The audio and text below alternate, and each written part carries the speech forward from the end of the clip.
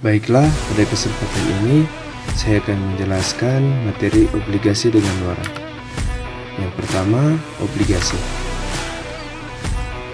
Obligasi adalah surat utang jangka menengah maupun jangka panjang yang dapat diperjualbelikan. Obligasi berisi janji dari pihak yang menerbitkan efek untuk membayar imbalan berupa bunga atau kupon pada periode tertentu dan melunasi pokok utang pada akhir waktu yang telah ditentukan. Yang berikutnya, jenis-jenis obligasi. Yang pertama, obligasi pemerintah. Obligasi pemerintah yaitu obligasi dalam bentuk surat utang negara yang diterbitkan oleh pemerintah Republik Indonesia. Yang kedua, obligasi korporasi. Obligasi korporasi yaitu obligasi berupa surat utang yang diterbitkan oleh korporasi Indonesia, baik BUMN maupun korporasi lainnya. Yang ketiga, obligasi retail.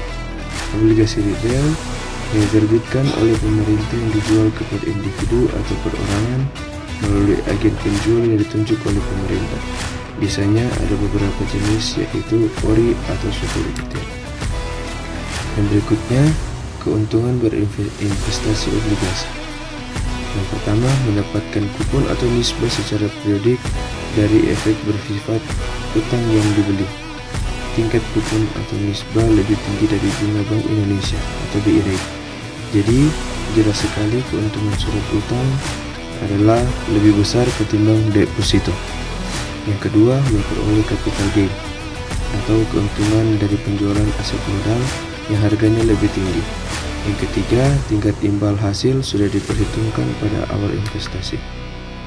Kekurangan berinvestasi obligasi. Yang pertama, risiko likuiditas terhadap obligasi swasta maupun pemerintah. Meski surat utang pemerintah lebih aman, bukan nggak mungkin obligasinya kurang liquid atau susah untuk dijual kembali di pasar sekunder karena jarang ada investor yang mau. Yang kedua, risiko maturitas yang lebih sering terjadi pada obligasi korporasi terkait masa jatuh tempo obligasinya. Semakin lama jatuh tempo obligasi, semakin tinggi risiko tersebut. Cara menyiasatinya, investor bisa meminta maturitas premium atau surat utang yang jatuh temponya lebih pendek, misalnya 3 tahun lagi. Karakteristik obligasi. Nilai obligasi. Nilai obligasi atau per value obligasi merupakan jumlah uang yang dipinjam oleh perusahaan dan dilunasi sebelum jatuh tempo. Tanggal jatuh tempo. Tanggal jatuh tempo ditentukan berdasarkan kapan obligasi diterbitkan dan biasanya memiliki jangka waktu bisa dari 1 sampai 10 tahun. Contoh obligasi. Yang pertama, obligasi korporasi, yaitu obligasi berupa surat utang yang diterbitkan oleh perusahaan swasta nasional termasuk BUMN dan BUMD. Yang kedua, surat utang negara atau SUN, surat berharga yang diterbitkan oleh pemerintah sesuai dengan Undang-Undang Nomor 24/2022. Contoh dari obligasi pemerintah adalah SUN. Efek beragun aset atau EBA yang merupakan efek bersifat utang yang diterbitkan dengan underlying aset sebagai dasar penerbitan. Cara menghitung obligasi dengan harga premi. Contohnya, PT ABCD menerbitkan obligasi 5 tahun sebesar 5 juta rupiah. Bunga 10% dibayar per tahunan. Artinya, bunga setiap 6 bulan.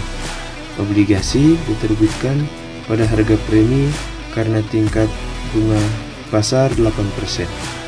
Dari contoh ini, diketahui bahwa harga jual obligasi sama dengan nilai sekarang dari nilai pokok obligasi ditambah nilai sekarang dari pembayaran bunga. Premi adalah selisih antara harga jual dan nilai obligasi. Perhitungan obligasi dengan harga premi adalah sebagai berikut. Bunga dibayarkan paruh tahunan, sehingga tingkat bunga nominal per periode adalah 4%. 4% didapatkan dari hasil 8% dibahagi 2. Jumlah periode sama dengan 10. Pembayaran bunga per periode adalah Rp250.000 yang didapatkan dari hasil 5% dari Rp5 juta. Perhitungan nilai sekarang dari nilai pokok obligasi adalah mengalihkan nilai nominal obligasi dengan nilai faktor bunga atau present value interest factor atau disingkat PVIF. F sama dengan 1 per dalam kurung 1 tambah R dikali T. R artinya tingkat bunga pasar per periode. T artinya jumlah periode.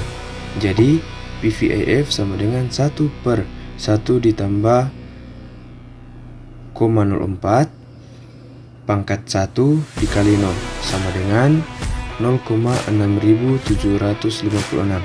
Nilai sekarang dari nilai pokok obligasi sama dengan Rp5 juta dikali dengan 0,6756, maka didapatkan hasil Rp3.378.000. Cara menghitung pembayaran bunga tiap periode. Pembayaran bunga tiap periode adalah jumlah imbalan yang diterima investor setiap periodenya. Rumusnya adalah pembayaran bunga tiap periode sama dengan jumlah pembayaran bunga dikali nilai nominal obligasi. Di contoh di atas, pembayaran bunga per periode ada 5%, yaitu 10% dibagi 2 pembayaran per tahunan sama dengan 5%. Dan nilai nominal obligasi adalah Rp5 juta. Rp5 juta dikali 0,05 sama dengan Rp250.000. Bunga yang dibayarkan tiap periode adalah Rp250.000. Pasar obligasi. Pasar obligasi terbagi atas 2, pasar primer dan pasar sekunder. Pasar primer merupakan tempat diperdagangkannya obligasi saat mulai diterbitkan. Salah satu persyaratan transaksi di pasar primer yang ditetapkan ketentuan pasar modal adalah obligasi harus dicetakkan di Bursa Efek untuk dapat ditawarkan kepada masyarakat. Dalam hal ini adalah Bursa Efek Indonesia. Yang kedua, pasar sekunder merupakan tempat diperdagangkannya obligasi setelah diterbitkan dan tercatat di Badan Bursa Efek Indonesia. Perdagangan obligasi akan dilakukan di pasar sekunder. Yang berikutnya, waran. Waran adalah hak untuk membeli saham atau obligasi satu perusahaan dengan harga yang telah ditentukan sebelumnya oleh penerbit waran atau emiten. Waran merupakan produk turunan pasar modal yang biasanya diberikan secara cuma-cuma kepada investor yang telah membeli saham baru yang diterbitkan sebagai pendorong agar investor menjadi lebih tertarik ikut dalam IPO. Contoh waran saham. Waran saham umumnya berseri. Ada waran seri 1, seri 2, seri 3, dan seri 4. Kode saham waran setiap seri pun berbeda di papan Bursa Efek Indonesia. Waran seri 1 adalah efek yang memberikan hak kepada pemegangnya untuk melaksanakan setiap satu waran yang seri 1 yang dimiliki menjadi satu saham baru perusahaan dengan nilai nominal Rp50. Contoh waran saham. Yang pertama, PT Smart Friend Telekom Tbk menerbitkan saham Friend waran seri 3, kode Friend per W2 dengan jangka waktu 5 tahun. Yang kedua, PT OBM Realhem Tbk atau OBMD melakukan IPO sebanyak 180 juta saham dengan nilai Rp50 per saham pada 8 Desember 2021. Selain itu ada bonus waran 91 juta waran seri 1. Setiap membeli 2 lembar saham baru, OBMD berhak dapat bonus 1 waran OBMD waran.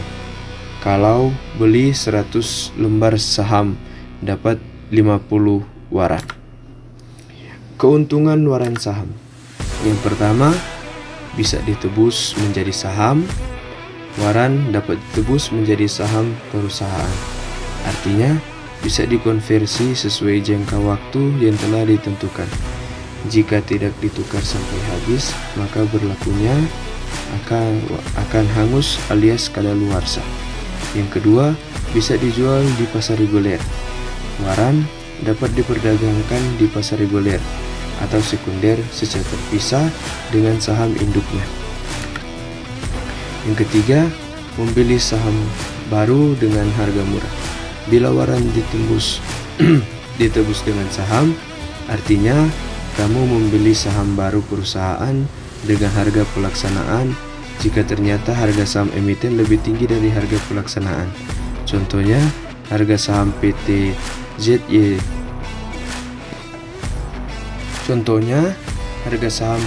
XYZ sebesar Rp146 per lembar saham di 2021.